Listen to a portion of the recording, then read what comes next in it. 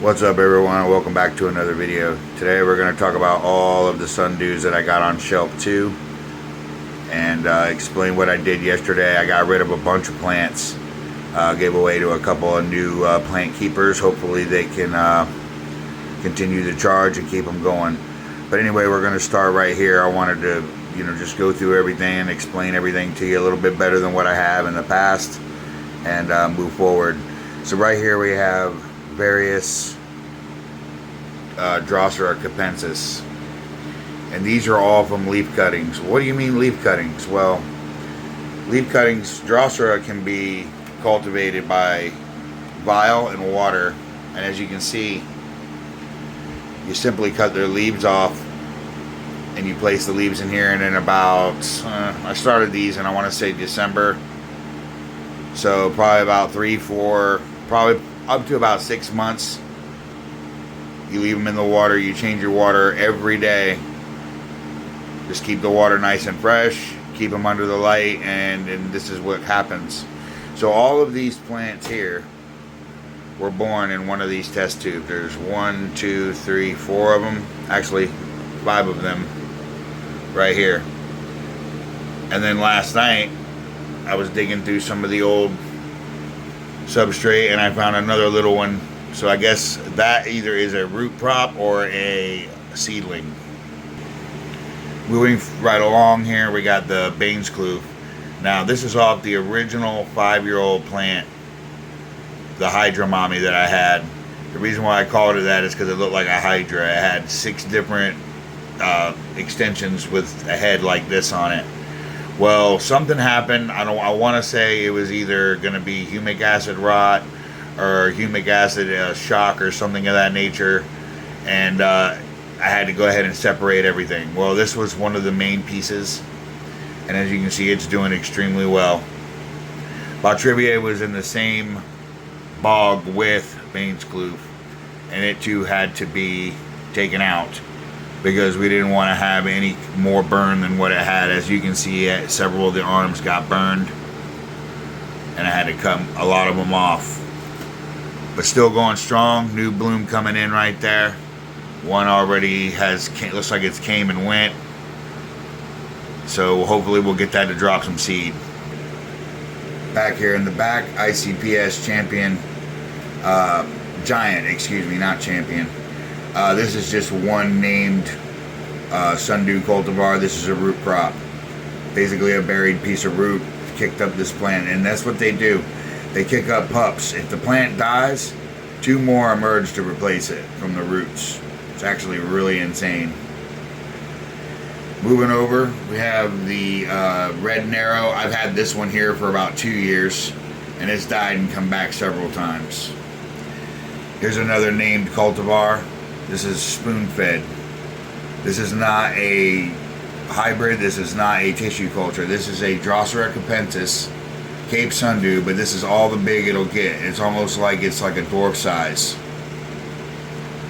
Another root prop forward here, Drosera capensis Cirrus, which is a location in South Africa. As you can see, it's coming back really strong. Here's another piece of the Hydra Mommy. This was this one was actually really small just a couple weeks ago, and as you can see, it's not small anymore. Diflora Giant. This one here, not real sure if this came from root or seed, but either way, it's doing well. This is definitely a seedling here. This is another ICPS Giant that I grew from seed. I had a little handful of seeds, dropped them, and this is one of the ones that came up. This is another root prop. That's my genome project. The whole plant died, both extensions, but as you can see, as I stated before, coming back from the roots.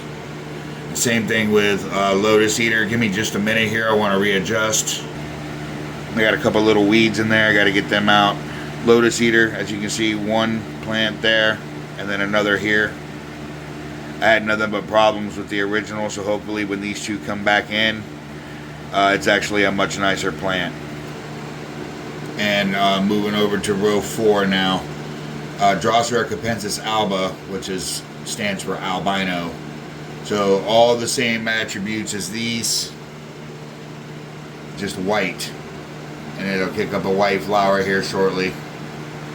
Moving forward, Drosera californica, aka Drosera California Sunset. And as you can see, the reason why they call it that is because of the orange color that it exhibits once it starts producing and being exposed to high-powered LED light.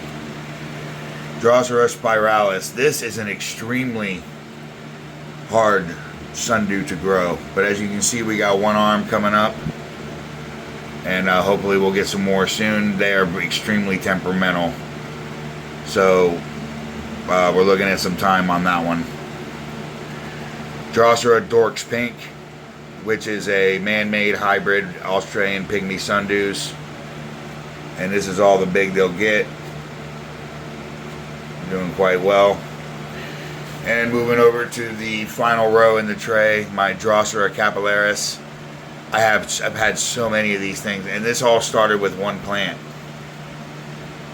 And with the one plant, I was able to get seed drops and root pups and all kinds of stuff to get all these plants. Most of them are gone now. I've given a lot of them away. But I decided to keep a couple just to keep them going. A couple little blooms coming in there. Drosera tokiensis. It's doing really well. It's about the size of a nickel right now. But it'll do well here once it gets a little bit bigger. And Drosera filiformis red. This is a temperate sundew that'll go into dormancy right around October. Got a beautiful red color. And now for the final two. This is my Drosera capensis Stellenbosch, South Africa. This one here in the front is a baby off of this one. This is the actual mother plant. Big old bloom up there. The reason why their blooms go up high like that, I think I've told you guys this in the past, is to keep the pollinators from being caught by the tentacles. So that's why you see them, they're so high up like that. But yes, these are the two, mother and child. So let's go over to shelf one and I'll show you the last three. Drosera capensis red form decom, South Africa. This is my red octopus. It's normally a lot redder, but it's gone back to a more green color. Not sure why, but I'll take it because it looks good. Another piece of Baines kloof in the front.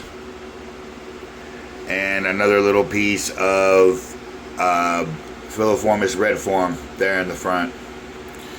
In the back, orange sherbet. And as you can see, there's some more filiformis in there right there. And the last but not least, this is one of my favorites, Drosera capensis Scorpio. Multiple blooms. And as you can see, I got it hanging over the side there with orange sherbet because I want all that seed drop to go into that pot. And I can get more and more of these things. Pretty soon we'll be able to start selling locally. That's what the ultimate goal is. I don't want to ship. I don't want to sell online. I've had a lot of problems with that in the past. So that is something that we are not going to do. But anyway, I thank you so much for watching. I hope you enjoyed seeing the plants. I hope you enjoyed getting more of an overview. I'm going to show you one more thing that I did yesterday, and we're going to call it Drosera regia, Wellington on the left and Baines kloof on the right. Now you remember I did a video on the Baines kloof earlier last week. Well, I decided to put them together because once one of them blooms, I hope that both of them bloom at the same time. I can get some kind of cross-pollination on seeds. But these also kick up a lot of pups from the roots. So whichever comes first, we want to have this pot full. And we have another one actually coming next week. So we'll do another video on that one as well. So we'll have 4 total, including the small seedling. Thank you so much for watching today, guys. I really appreciate what you guys have done to help boost the channel. All the support given, all the comments, we definitely appreciate it. And we hope you guys have a great rest of your day and a good weekend.